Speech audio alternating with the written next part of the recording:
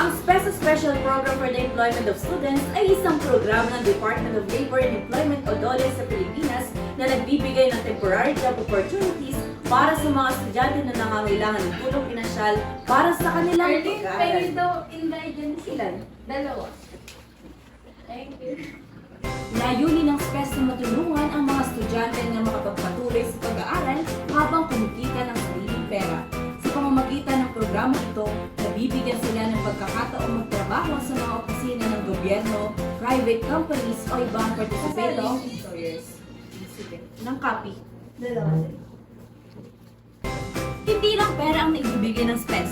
Nakatutulong din ito para magkaroon ng mga estudyante ng work experience at bagong skills tulad ng pagiging responsable, pagiging disiplinado, Arlene, nagsalita tayo sa taas ng PHW.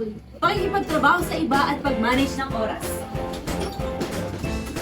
Ang mga gustong sumali sa SPES ay kailangan pasok sa qualifications ng DOLE, tulad ng pagiging estudyante at nangangailangan ng financial assistance. At pinaka-importante, dapat maganda ka. Hindi lang outside, dapat inside din. Ang kinikita nila mula sa trabaho ay maaaring gamitin para sa school expenses tulad ng tuition, projects, supplies, at iba pang pangangailangan. Sa pakikipagtulungan ng DOLE at Peso San Isidro, inilunsad ng mga benepisyaryo ng Special Program for Employment of Students o SPES ngayong 2026 ang ARAL program.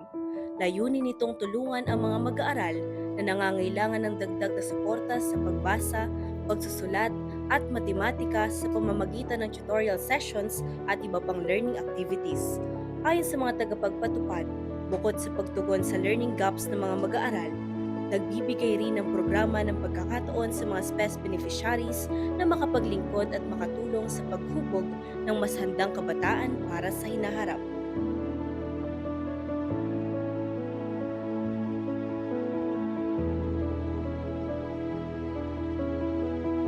Sa pagtatapos ng programang ito, pinakita ng mga benepisyaryo ng SPES na ang kabataan ay may mahalagang papel sa pag-unlad ng komunidad.